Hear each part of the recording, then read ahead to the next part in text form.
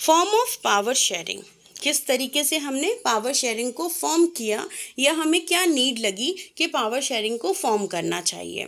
ये जो आइडिया है पावर शेयरिंग का, ये बिल्कुल अपोजिट आइडिया है अनडिवाइडेड पॉलिटिकल पावर। हमें पॉलिटिकल पावर को अनडिवाइड रखना चाहिए, इसका बिल्कुल ऑपोजिट नज़रिया है पावर शेयरिंग। अगर हम लॉन्ग टाइम के लिए देखें तो ये बिलीव करना थोड़ा मुश्किल था, या हम बहुत पुराने टाइम में देखें तो उस टाइम के लोग सोचते थे कि गवर्नमेंट का मतलब होता है एक राजा या एक पर्सन, और या फिर एक ग्रुप ऑफ पर्सन जो होते हैं उनको हम गवर्नमेंट कहते हैं। लेकिन जैसे जैसे डेमोक्रेसी दूसरे कंट्रीज़ में आने लगी, लोगों के जो आइडियाज़ थे, लोगों की जो थॉट्स थी, वो चेंज होने लगी। If was felt that if the power is decide is dispersed, it would not be possible to take quick decisions and to enforce them. और ऐसा इसलिए लोगों ने सोचा था कि अगर हम पावर को शेयर कर देंगे तो डिसीज़न मेकिंग में और उसको इन्फोर्स करने में, उस डिसीज़न को इन्फोर्स करने में बहुत ज़्यादा टाइम लगेगा। ये बात भी कई हद तक सही है। क्यों? क्योंकि अगर हम देखें, कंपेयर करें मोनार्की सिस्टम का और डेमोक्रेसी सिस्टम का, तो मोनार्की सिस्टम में जो राजा होता था वो अपने डिसीज़न लेता था और तुरंत उसे इम्पोज कर देता था अपनी जनता के ऊपर। लेकिन अगर हम डेमोक्रेसी में देखें, अगर इंडिया की जैसे बात करें, तो यहाँ पर पार्लियामेंट में सारे मिनिस्टर्स बैठते हैं, अपने व्यूज़ देते हैं, ओपिनियंस देते हैं, फिर जाके कहीं लॉ जो एक्ट है उसमें साइन करते हैं, अपना इन्वॉल्वमेंट दिखाते हैं, उसके बाद कहीं जाकर उसे इन्फोर्स किया जाता है।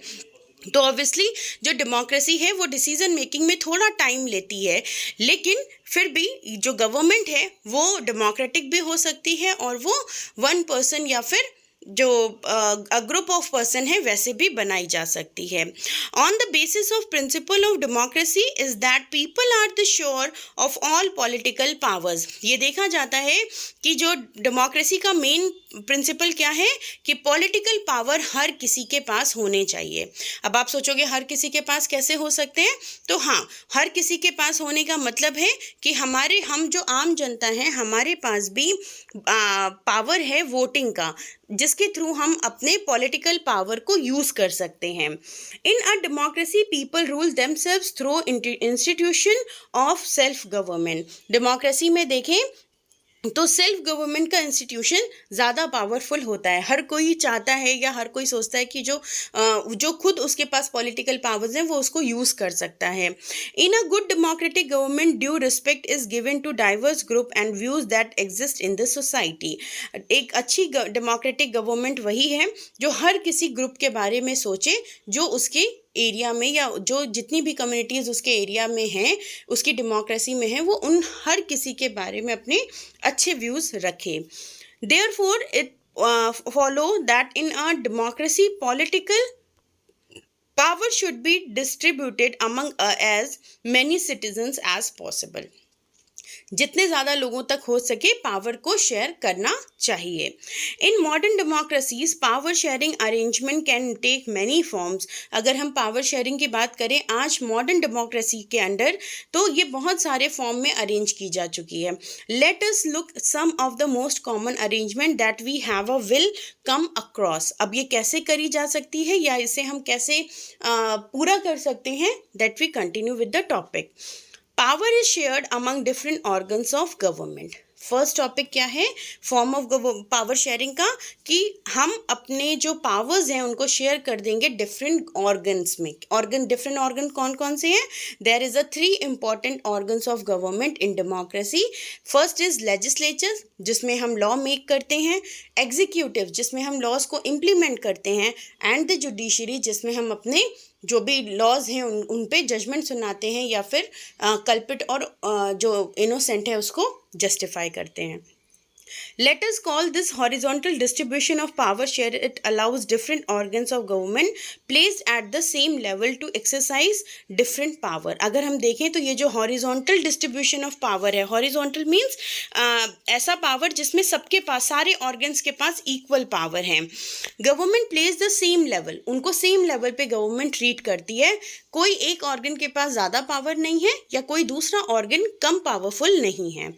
Such a separation ensure that none of the organ can exercise unlimited power. और ऐसा हॉरिजॉन्टल पावर इसीलिए बनाया गया है कि किसी एक ऑर्गन के पास एक्स्ट्रा या अनलिमिटेड पावर ना चली जाए.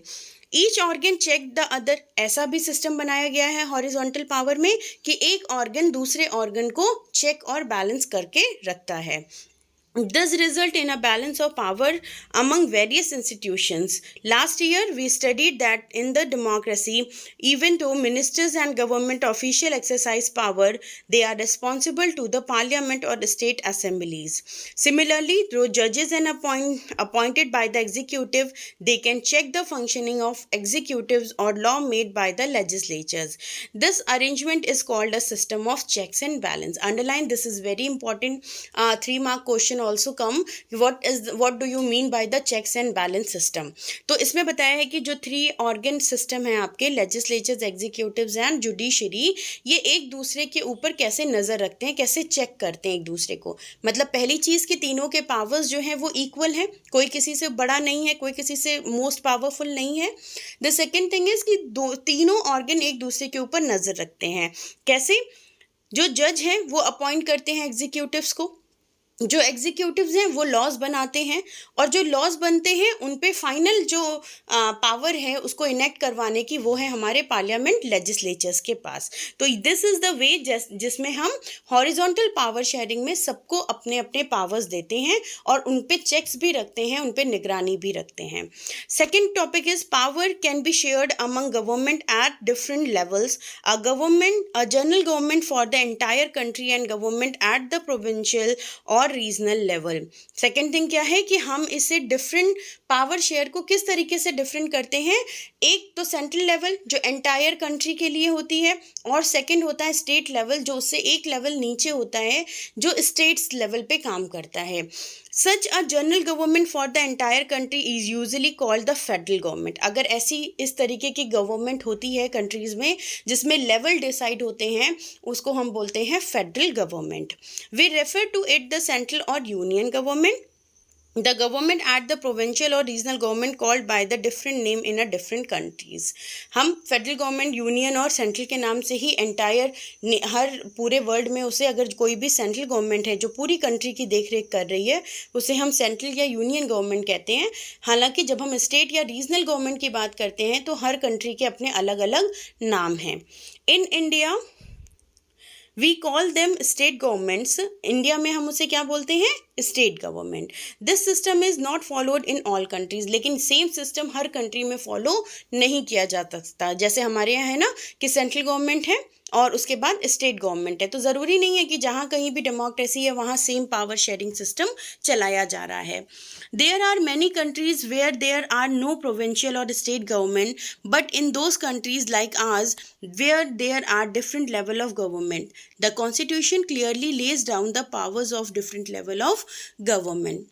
बहुत सारी कंट्रीज़ ऐसी हैं जहाँ पर स्टेट लेवल नहीं है या वो दूसरे नाम से काम करता है. लेकिन हमारी कंट्री की बात करें अगर हम इंडिया की, तो हमारी कंट्री में ये यूनियन सेंट्रल गवर्नमेंट है और उसके बाद स्टेट गवर्नमेंट है, जिनके जो काम है, पावर्स हैं, वो ऑलरेडी कॉन्स्टिट्यूशन में मेंशन है, जिसको कोई भी डिनाई नहीं कर सकता. This is what they did in Belgium but was refused in Sri. इस चीज़ को हमने देखा कि बेल्जियम मॉडल ने एक्सेप्ट किया था कि पावर शेयरिंग कर लेते हैं हम कम्युनिटीज़ के थ्रू भी और स्टेट और सेंट्रल गवर्नमेंट के थ्रू भी, ठीक है. लेकिन श्रीलंका ने इस चीज़ से डिनाई कर दिया. This is called the federal division of power. और ऐसे लेवल के डिवीज़न को हम क्या कहते हैं? जहाँ पर सेंट्रल या स्टेट लेवल या और भी मल्टीपल लेवल्स होते हैं, उस सिस्टम को हम क्या कहते हैं? Federal government. The same principle can be extended to levels of government lower than the state government, such as the municipality and panchayat. अगर हम स्टेट लेवल से भी एक लेवल और नीचे जाते हैं, एक नया लेवल बनाते हैं, उसको हम बोलते हैं म्यूनिसिपैलिटी या फिर panchayat. Let us as a call division of power involving higher and lower levels of the government, vertical division of the power. We shall study these at some length in the next chapter. हमने अगर हम length में, जैसे सबसे बड़ी बड़ी कौन सी हो गई, सेंट्रल गवर्नमेंट, उससे छोटी स्टेट गवर्नमेंट, उससे छोटी म्यूनसिपैलिटी, उससे भी छोटी पंचायत। अगर हम इस सिस्टम में, इस सीक्वेंस में चलते हैं, इसको हम बोलते हैं वर्टिकल पावर शेयरिंग। वर्टिकल सबको पता है ना, लेंथ में, ऊपर से नीचे की तरफ, है ना। और हॉरिजेंटल मतलब बराबर, एक से राइट टू लेफ्ट, मतलब बराबर में लेवल सबका इक्वल है। तो जो ऑर्गन्स है वो क्या है, हॉरिजॉन्टल ऑर्गन लेवल में है, और जो हमारे पास फेडरल सिस्टम है, लेवल सिस्टम है, वो क्या है, वो वर्टिकल में है। Power, third point is power may also be shared among different social groups. The third point क्या कहता है कि पावर को शेयर कर देना चाहिए हमें डिफरेंट सोशल ग्रुप्स में, जैसा हमने बेल्जियम मॉडल में देखा था। रिलीजियस और द लिंग्विस्टिक ग्रुप, और किस तरीके के ग्रुप क्रिएट करने चाहिए थे, रिलीजियस एंड लिंग्विस्टिक। रिलीजियस मतलब धर्म के अनुसार, लिंग्विस्टिक मीन्स लैंग्वेज के अनुसार। जैसा हमने बेल्जियम मॉडल में देखा था कि उन्होंने लिंग्विस्टिक के अकॉर्डिंग बना दिया था कि कम्युनिटी गवर्नमेंट, है ना, French government, Dutch government and German government, इन तीनों गवर्नमेंट को हम क्या बोलते थे, community government. It is a good example for this arrangement. In some countries there are constitutional and legal arrangement whereby socially weaker sections women are represented in the legislatures and administration. कुछ countries में religious और linguistic आधार पर नहीं, बल्कि जो उनके यहाँ माइनर्स हैं या फिर जो विमेन हैं, उनके रिजर्वेशन को लेकर ऐसी गवर्नमेंट बना दी गई है।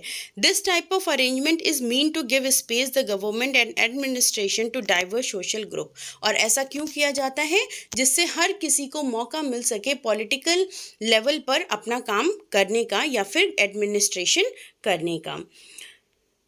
There is a next, alienated from the government, और कोई भी ऐसा फील ना करे कि उसे वहाँ से अलग समझा जा रहा है, उसके देश वाले उसे अपनी कम्युनिटी से अलग समझ रहे हैं। This method is use to give minority community a fair share in power. Unit second, we shall look at the various ways of accommodating social diversities.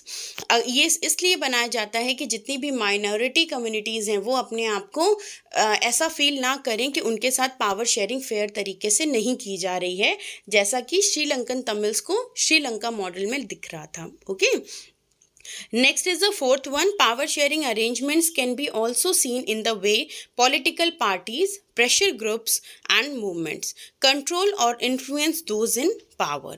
In a democracy, the citizens must have freedom to choose among various contenders of power. In the contemporary democracy, contemporary means जो अभी चल रही है, ठीक है, contemporary democracy, this takes the form of competition among different parties.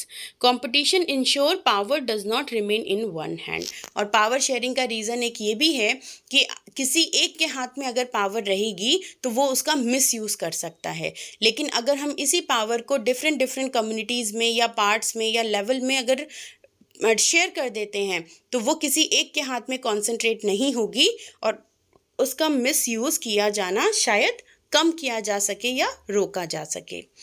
In the long run, power is shared among different political parties that represent different ideologies and social groups. अगर हम देखें तो बहुत लंबे टाइम तक पॉलिटिकल पार्टीज़ रिप्रेजेंट करती हैं अपनी आइडियोलॉजीज़ को सोशल ग्रुप के सामने।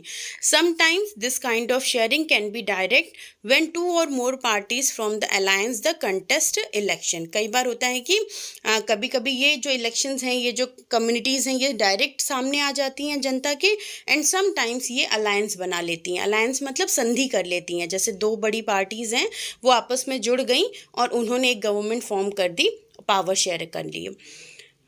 Coalition and this kind of alliance, जब ऐसे पावर शेयरिंग की जाती है कि दो डिफरेंट पार्टीज़ एक साथ आ जाएं और वो गवर्नमेंट बना लें, ऐसी बनी हुई गवर्नमेंट को हम कोलिएशन गवर्नमेंट कहते हैं। We find interest groups such as those of traders, businessmen, industrialists, farmers and industrial workers. They also will have a share in governmental power, either through participation in governmental committees or bringing influence on these decision-making process. In Unit 3rd, we shall study the power sharing of political party, pressure groups and social movements. Next part में हम इन सब के बारे में पढ़ेंगे. So this chapter is completed. I hope clear हो गए होंगे सारे topics. these last one is as a question, ये जो लास्ट फॉर्म हमने पढ़ा था ना, फॉर्म ऑफ गवर्नमेंट, ये अपने में एक क्वेश्चन है कि what do you know about the form of power sharing. These all are the important points. आप सिर्फ इनको एज अ नोट्स राइट कर लो. Power is a among different organ. Okay. The second is a power may also be shared among the different social groups. The next is power sharing arrangement can be seen in a political parties, pressure groups and movements. Okay, ऐसे अगर हम learn करेंगे by the topics, and the one more is left. Power can be shared among the governments and the different levels. I hope this is clear. So next chapter के साथ मिलते हैं next video में.